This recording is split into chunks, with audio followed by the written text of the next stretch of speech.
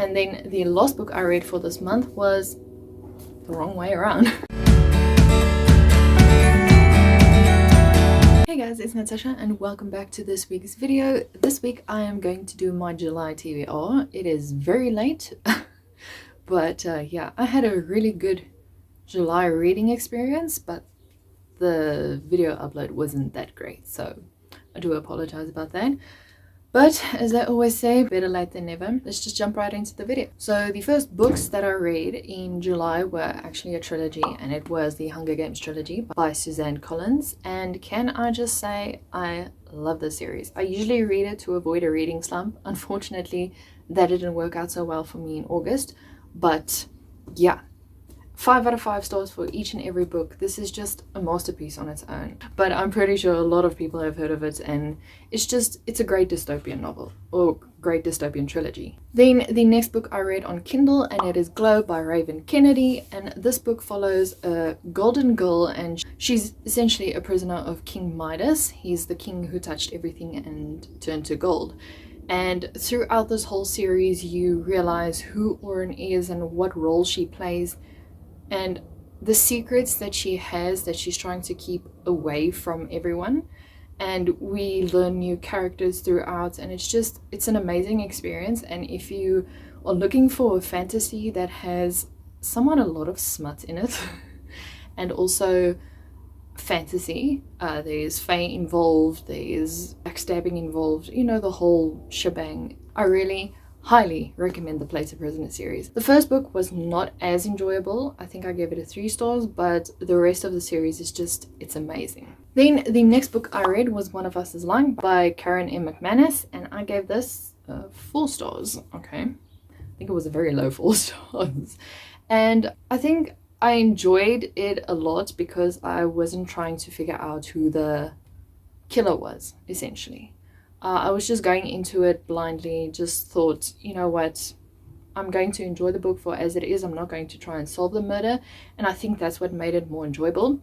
But this book is just about a group of 5 teenagers who are sitting in detention, and each of them have a secret that they are trying to keep away from the world. But one of them, who is with them in detention, actually knows all these secrets and is going to spill it to the school. Unfortunately, before he can spill it, he dies. And everyone believes that these 4 who were in detention have a reason to have killed him. It's a young adult mystery.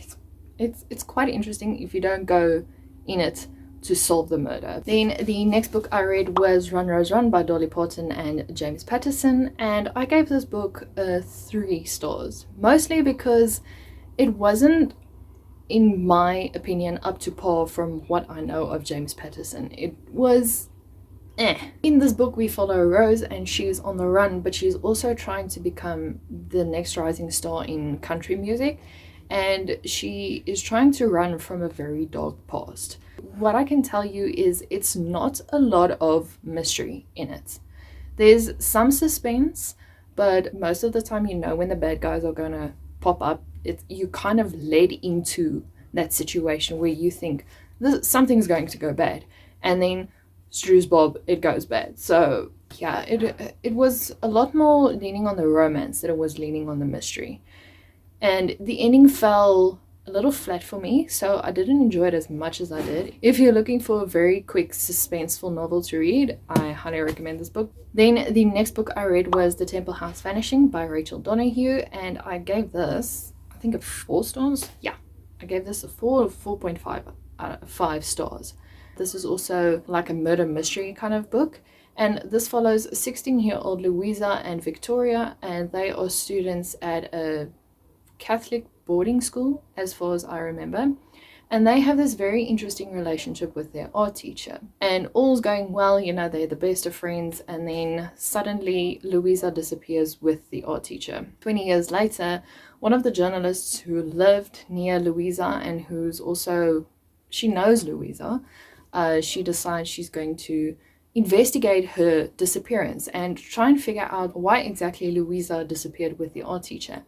And can I just say, the mystery that unraveled in this book was interesting.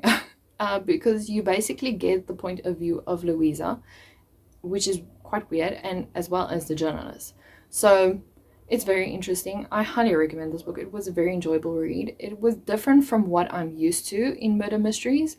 I mean, the fact that Louisa, who is gone, is actually talking to you is it's quite interesting, I must say. And then the last book I read for this month was the wrong way around. Was Broken by Kelly Armstrong, and this book follows the Women of the Otherworld series, and we follow Elena, who's the only female existing werewolf in the world, basically, and a half demon calls in a favor from her, and unfortunately, because he saved her life, she actually owes this favor to him, and he asks her to retrieve a letter that Jack the Ripper wrote in the Victorian era. Fortunately, things go wrong and she opens a portal to the Victorian era. Zombies spew out and there's just a whole lot of E. coli and viruses popping up that were present in the Victorian era. And only she and her pack can solve this issue and return Toronto to normal. I gave this book a 5 out of 5 stars. I'm currently reading all Kelly Armstrong's books and I'm really enjoying this. So overall, I read 8 books in July and I thoroughly enjoyed my reading experience. But that's all for this video. If you guys enjoyed it, please remember to like, subscribe, comment down below how many books you read in July or what was your highlights in July, and I'll see you guys in a video next week. Bye.